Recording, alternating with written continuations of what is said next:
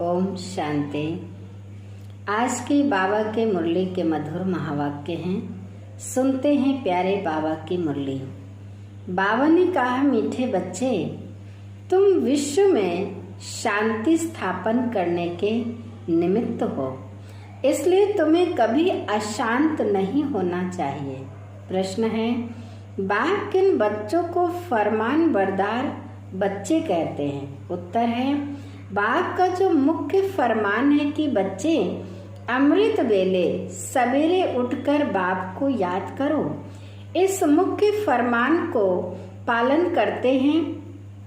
सवेरे सवेरे स्नान आदि कर फ्रेश हो मुकर्रर टाइम पर याद की यात्रा में रहते हैं। बाबा उन्हें सपूत व फरमान बरदार कहते हैं।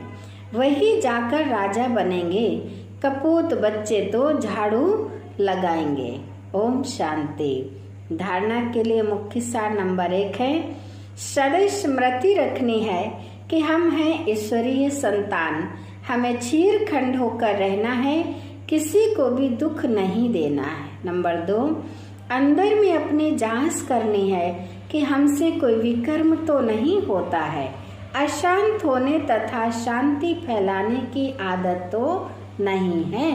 वरदान, पवित्रता की शक्ति द्वारा सदा सुख के संसार में रहने वाले बेगमपुर के बादशाह भव।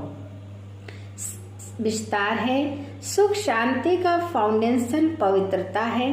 जो बच्चे मन वचन कर्म तीनों से पवित्र बनते हैं, वही हाईनेस और होलीनेस है।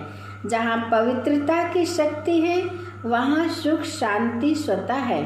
पवित्रता सुख शांति की माता है। पवित्र आत्माएं कभी भी उदास नहीं हो सकती। वे बेगमपुर के बादशाह हैं। उनका ताज भी न्यारा और तख्त भी न्यारा है। लाइट का ताज पवित्रता की ही निशानी है। स्लोगन है, मैं आत्मा हूँ, शरीर नहीं। यह चिंतन करना ही स्वचिंतन है। अव्यक्त सारे पावरफुल योग अर्थात लगन की अग्नि ज्वाला रूप की याद ही भ्रष्टाचार अत्याचार की अग्नि को समाप्त करेगी और सर्व आत्माओं को सहयोग देगी।